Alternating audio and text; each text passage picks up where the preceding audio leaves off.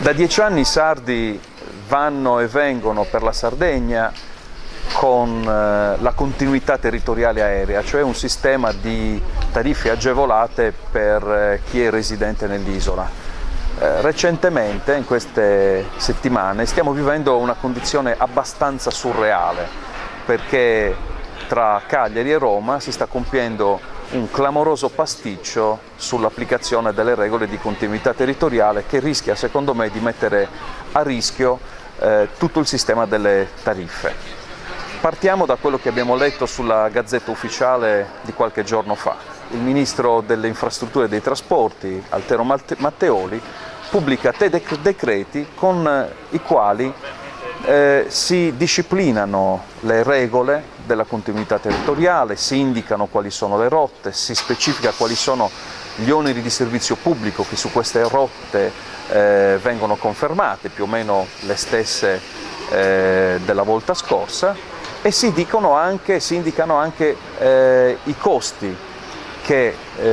i passeggeri residenti e quelli non residenti devono sostenere su ciascuna delle tratte.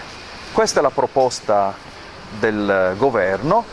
e il contenuto di questa proposta è stato elaborato da una serie di conferenze dei servizi presiedute dal Presidente della Regione Sarda,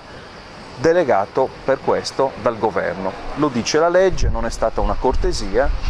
è la Regione Sardegna che guida la conferenza dei servizi e determina i contenuti della continuità territoriale. Ora,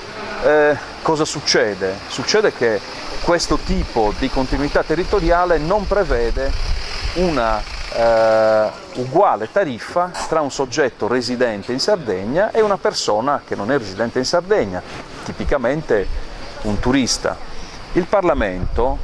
all'incirca un anno fa, ha fatto un ordine del giorno in cui indicava questo obiettivo invece al governo, e il governo se n'è dimenticato, si è dimenticato forse di dirlo alla regione, forse la regione non ci credeva, non lo sappiamo cosa è successo in quelle stanze dove si sono determinati i contenuti della nuova continuità territoriale. Fatto sta che i sardi pagherebbero di meno e i non residenti pagherebbero di più se le compagnie aeree aderissero alla proposta del governo e dei decreti del governo. Cosa succede? Che dal versante del centrodestra,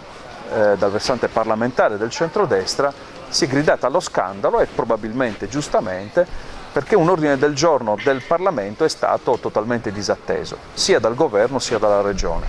Ma adesso è possibile ritornare indietro? È possibile solo a patto di sapere che noi rischiamo di vedere la continuità territoriale bloccata, cioè di vedere sui cieli della Sardegna, magari durante il periodo estivo e su tratte strategiche per il nostro turismo, un vero e proprio Far West delle tariffe. Si dice, con un intento polemico nei confronti del Partito Democratico, che noi staremo facendo una campagna allarmistica perché diciamo che per fare la tariffa unica, alla quale crediamo, ci vogliono delle risorse finanziarie. E per fare una tariffa unica che riguardi milioni di persone che vengono in Sardegna in inverno, in primavera, in estate, in autunno, occorrono parecchi soldi, perché le compagnie aeree non sono disponibili a far pagare un biglietto aereo al prezzo semplicemente di costo, ma ci vogliono caricare ovviamente i margini di un loro sufficiente guadagno. Bene,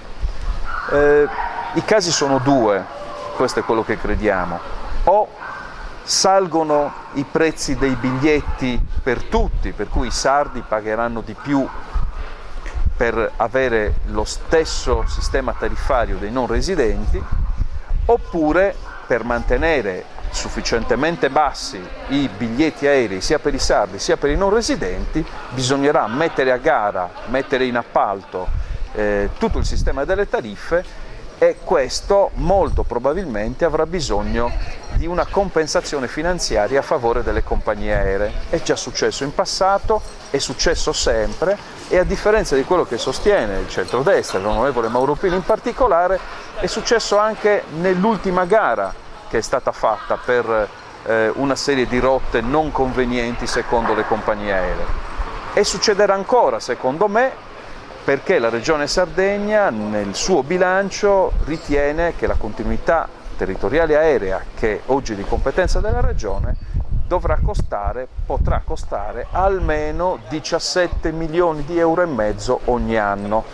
Quindi non è vero quello che si scrive sui giornali di oggi, che questa continuità aerea si può fare gratis. È un diritto ed è una cosa molto importante per la Sardegna e per i suoi cittadini residenti, per tutti quelli che la amano e vogliono venire qui a produrre, a fare i turisti, quello che volete voi, però ha dei costi. E questi costi la legge dice che oggi sono di competenza della Sardegna, della Regione Sardegna. C'è un piccolo problema: se vogliamo far pagare il biglietto basso a tutti quelli che vengono in Sardegna, e speriamo sia così, questo è possibile solo se lo Stato mantiene i suoi impegni, che sono scritti sempre nella legge, nello Statuto della Sardegna, e che sono i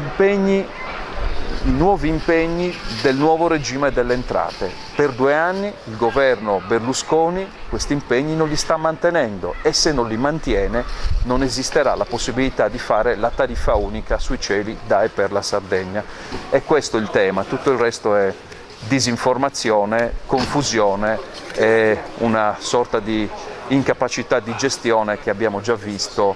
tra Roma e Cagliari.